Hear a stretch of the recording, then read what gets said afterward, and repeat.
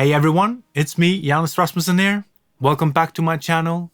And today I want to talk about a track I made using only a sample from the game Among Us. This track is a part of a challenge that I did over at Yalcin Efe's channel.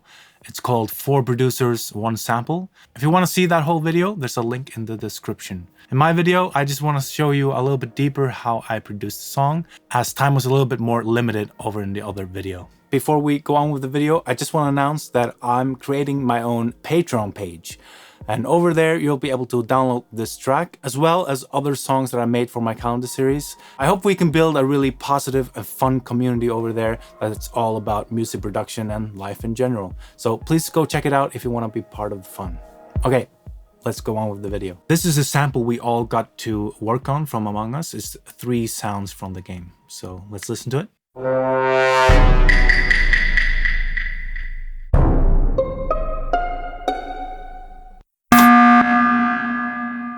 So 3 different sounds to work from. So let's jump into my track, see how I use them for my track. Here we have Ableton. It's not a big project actually. It's 40 channels. That's not a whole lot. So I'm pretty happy about that. I have this kind of principle about the fewer tracks you have, the more space every channel has on its own. And usually the song will just sound bigger that way. That's at least how I feel these days. As I used to back in the day, layer quite a lot. I don't really do that much anymore. Just pick a great sample and run with it. So here we just have the drum bus here. And there's a kick sample. On the kick sample I have, some good EQing on there, taking some top off as I usually do with my kick samples. And I actually have a little bit of reverb on the kick. I sometimes do that if I wanted to just feel a little bit more like it's inside of a room and not to be too dry and closed off. Make the bass mono under 120, and these auto filters here are in the drop down breakdown of the song. You can listen here.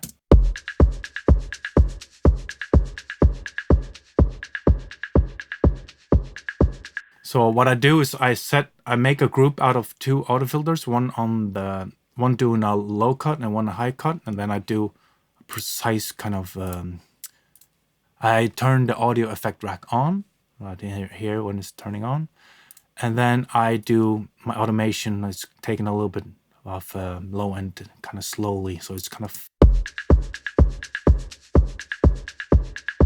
I do this just so you don't lose all the low end straight away as you go into into the breakdown. So listen here.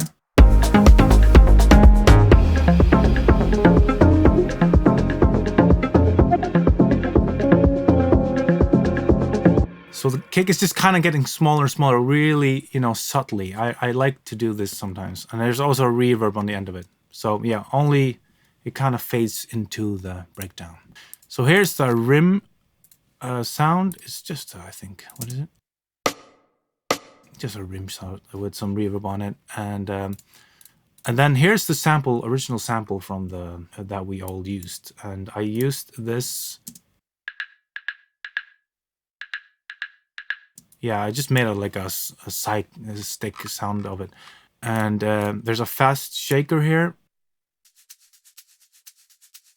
This I actually recorded myself. It's like a banana shaker, and it's recorded in stereo. I like my shakers to be kind of stereo. A lot of the high end of the song actually comes from this shaker. Extra shake sample. And here's from the original sample, I used this sound. This is that alarm sound you have in the ending of the sample. I just made a kind of a hi-hat or weird kind of effect hi-hat out of it. And I I pitched it up, and I just took some low end out of it, some auto pan to move it around the speakers, and some reverb. And I kind of like that it gets longer sometimes there. It's nice. It moves the groove along quite well. Other than that, there's not a whole lot more that happens. It's just an ending of the track. There's a ride that comes in. Just a kind of sizzle on top to make the track really pop in the end. Without it,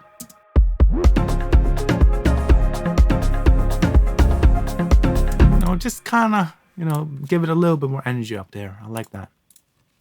The bass is the Arturia Mini Moog plugin, which is lovely. It's pretty simple as a Moog, so sometimes for bass sounds I use this. I don't use a lot of soft synths, to be honest, especially not for bass.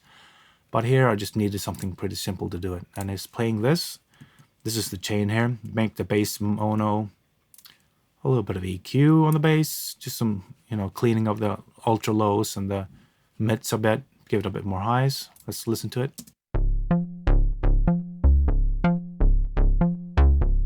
Some sidechain, of course, there. And then this is doing a lot of the color, the slate mix rack. If we bypass it, it sounds like this. Put it on. Just a little bit more gritty and in your face. So the main track is actually made out of these stabs. And this is from the original sample. So let's listen to it here. So this is only this tiny sample right here that I'm using for this plug. And as you can see here, I have a little bit of a pitch envelope on the sound to give it a little bit more of a pluck. I put it on the pitch envelope. Without it, you can hear it. So it's just missing a little bit of that percussiveness. Make it plus 12 semitones here. Just make sure the attack is a little bit short so it doesn't get weird. Let's listen to it if we make it longer.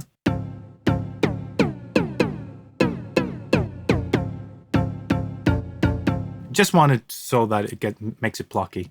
After that, I take the stereo width a little bit down. It was a little bit too wide because the sample is really wide and there's a lot happening there. And then I actually use a drums shaper to make it even more plucky. I just needed it to be even more, in your face. Let's listen to it without it. And then on. Just a tiny bit more, you know how it is. This is the basic EQ on it. Fixing some mids or low mids there, and the virtual rack, mix rack, is doing a lot.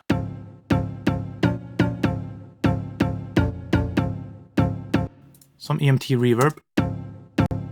It's not doing that much, it's just giving a tiny bit more tail, but the sample has some reverb in it, so it sounds like it has reverb without even having reverb on the channel. Here again, I'm doing the same thing with the auto filter. I'm kind of automating as you can see here, throughout the song, is like in the start of the song is kind of closed. And then it opens up when it comes in. And then back in the breakdown, it goes down like that. And I do it both for the high cut and a low cut, and I kind of do an automation for both of them like that. And then a sidechain to a sidekick. I actually have a kick called sidekick. It will just mute it. Because the kick of the song is not just straight 4 on the floor the entire time. I made one, it's kind of like a dummy sidekick. You could do with a plugin or something like that as well, but I just find this did the job. Okay, as the song gets a little bit further in, I layer this sound a little bit. Here I have a stab piano underneath playing the same thing, and it's the keyscape doing this, just to make it a little bit fuller. And here with the pad. So it's not playing all the notes, you can see it like that. It's missing some parts in between. So those notes there are missing. Just to make it a little bit fuller. Later in the track, even in the ending of the track, I layer even one more with the OBXA from Arturia, this one. Just to make it even more sizzling on top.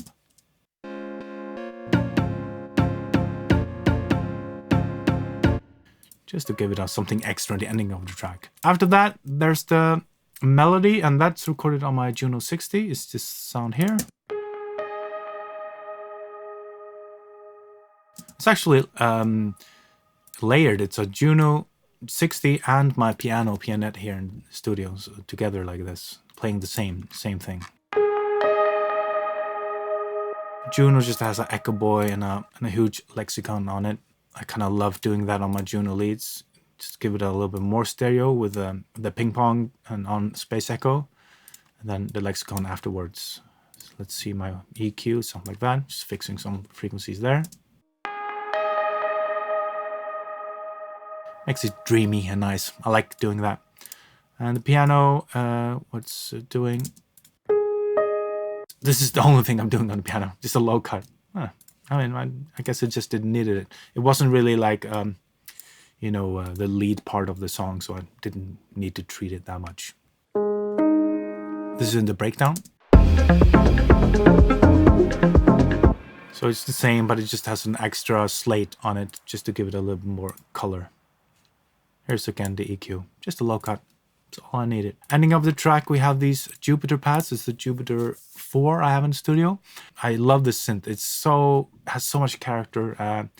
It's not 80s sounding. It's like 70s, you know, open, aggressive sounding. But if you close the filters really down and make it kind of narrow in the mix, it makes such an amazing filling kind of warmth in your track. Let's listen to it here.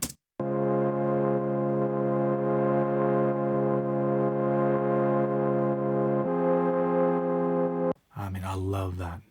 I can listen to it without the plugins.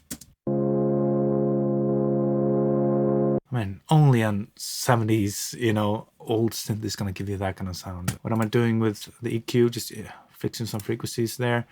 The Neve EQ here is doing a lot of color because I do this kind of on purpose. I record it a little bit too close, and then I add a lot of these frequencies. 3.2 and what is here on 370, you know, just kind of boost those frequencies a lot. I really enjoy that kind of sound. So you can hear it without the virtual mix. Gives it kind of a bite, but it's still really soft. Other ones are just copied of this track. So this is also just a Jupiter track, but here I took more low end out of it and some Saturn to give it even more bite. And then I used the Autopan to give it like this choppy... No, give it the 16th, because I needed at the end of this track to kind of give it even more energy. You know, because you don't want the drums to only have the 16th. It's really nice to use some of the other elements to kind of fill in that area of your track. So I do that with a low Jupiter plug and the high one that's kind of going crazy.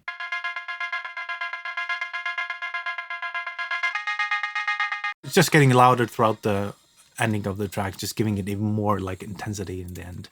Now I have a Solina. It's the Solina from Arturia as well. I just frozen it down here. Put some crystallizer on it, and this is the EQ. It's just to give some kind of shimmer over the whole track.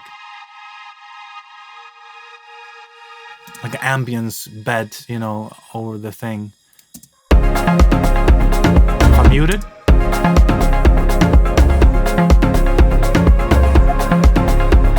Just gives everything kind of like a backdrop to, you know, sit in. I really enjoy making ambiences for everything to just sit more. You know, it just makes it epic. It doesn't, like, if you mute it, something is missing, but it's almost hard to hear what is missing, but it's doing a lot. Then it's just some contact strings coming in here in the breakdown. You almost don't hear that. I'm not doing much, but just some extra texture. And then here is like where I'm using the original sample even more. And this is for the effects. So these are all kind of just sprinkled over the whole track here. Listen to it here. Boom. This one. That's the original sample that I've just automated. I'm playing it from the end there, and I'm making a envelope. This is from the gain. It's just to give it even more like a da. Oh. So if I take this off, it will be a little bit more flat. Sometimes it's just nice to just do it with an envelope. Now it's down. Yeah, just a manual way to do it. And then after, it's just an auto filter decapitator doing a lot. And then Valhalla Vintage Verb, a huge 7-second reverb, you know, is doing that tail.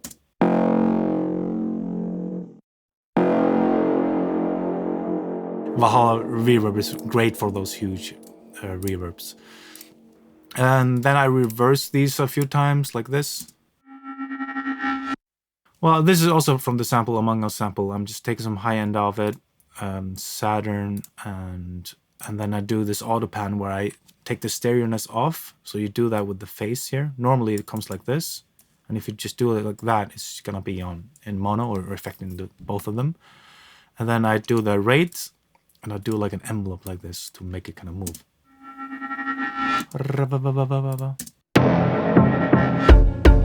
Just as an introduction to the beat. I like to do that. Which ones are here? I'm using them all over. I'm just pitching them down a lot. Like here, pitching it to 19 semitones. So again, huge reverb, 8 seconds, some more EQ, and yeah, just to make it dramatic. This is also from the sample. You can even hear a little bit of a da in the beginning there. I couldn't cut more of it out, but just some EQ, a lot more reverb, some auto pan, more EQ. And yeah, a lot of EQ when you use these kind of samples that have so much information in them. You just kind of have to carve out sections that you need. Yeah, as you can see, even here, I pitched it even more down. Minus 23 semitones. Just kind of spooky stuff. Yeah, they're just sprinkled all over like that. And then I think one of the kind of main things I used here is in the breakdown, I did this sound. This is made out of, I can show you here. I made it this way. I took these notes out of the sample. Let's listen to it here. Just made a loop. I just cut these tones from the ending of the sample. Like you can see those. I just made a scale out of it. And then I made a loop. I just consolidated it down. And then I put it into Contact, into a plugin called Cycles by Slade and Ash. I really like this thing. It's kind of a loop and granular library where you can also load in your own samples. So I took this sample here, this one, and I put it in and turned it into this. You see, I'm on grain mode here, doing this weird, pattern out of it. This thing is great. You can just pick another preset here and it would change it completely.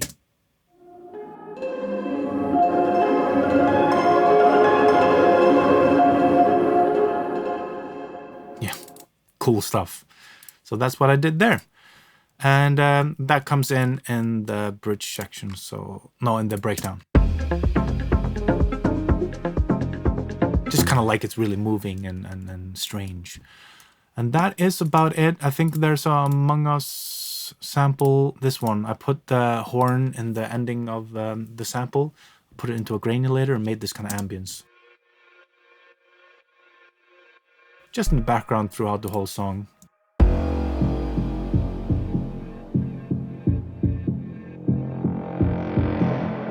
Just to give a little bit of a backdrop to the whole track. Then I have an MS Noise here that I made out of my MS-20. I made a video about it in my calendar series. You can go watch that. There's a link in the description and should be a card up there. Anyway, I think that's about it. If you like the content that I'm making, please consider subscribing to my channel and leave me a like, as it will really help the YouTube algorithms favor my videos. It really does make a difference. So if you could do that, I'll be really happy. And other than that, I think that's about it. Hope you enjoyed the video. Until next time, toodaloo.